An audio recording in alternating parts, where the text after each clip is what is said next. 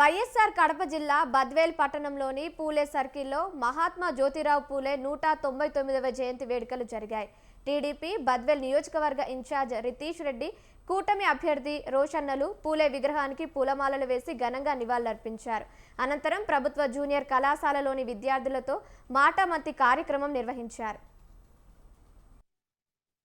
భోజనం ఎలా ఉంది అనేసి మనము వాళ్ళతో పాటు కలిసి తిన్నాం. చిన్న సమస్యలు ఉన్నాయి, వాటికి మా ట్రస్ట్ కానీ లేదంటే ఇక్కడ ఉన్న దాతలను కూడా మనం కోరడం జరుగుతుంది.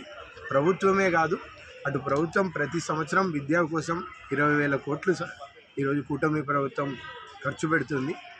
ఎందుకంటే భవిష్యత్తు కోసం పిల్లలు బాగుండాలా, వాళ్ళు చదువుకునేదానికి అన్ని వసతులు ఇవ్వాలా, ఆ వనరులని సమకూర్చి ఈ స్కూల్స్ కూడా అప్గ్రేడేషన్స్కి ఏమేమి చేయొచ్చు అనేసి ఇట్లా మంత్రివర్యులు లోకేష్ బాబు గారు ఎంతో దశతో అందరితో సమీక్షలు నిర్వహించి ప్రతి ఒక్క సమస్యని పరిష్కరించే విధానంగా మనం ముందుకెళ్తున్నాం.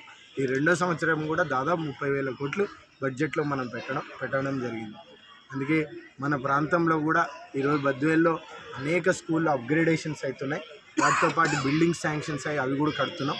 వాటిని కూడా మనం ప్రజలు కానీ ఇట్లా పిల్లలు కానీ అందుబాటులో త్వరలో తీసుకొని వస్తామని మీ అందరికీ తెలియజేస్తున్నాం. దాంతోపాటు ఇందాక కొన్ని స్కూల్కి కావాల్సిన వనరులన్నీ నేను ఇందాకే చెప్పాను. త్వరలో ఒక సమీక్షలో అట్లా ప్రభుత్వం నుంచి రావాల్సినవి మరియు ఇక్కడ ట్రస్ట్ కానీ మన అందరి ద్వారా కూడా ఏమైనా చేయాల్సిన విశేషాలు తెలుసుకుంటాం.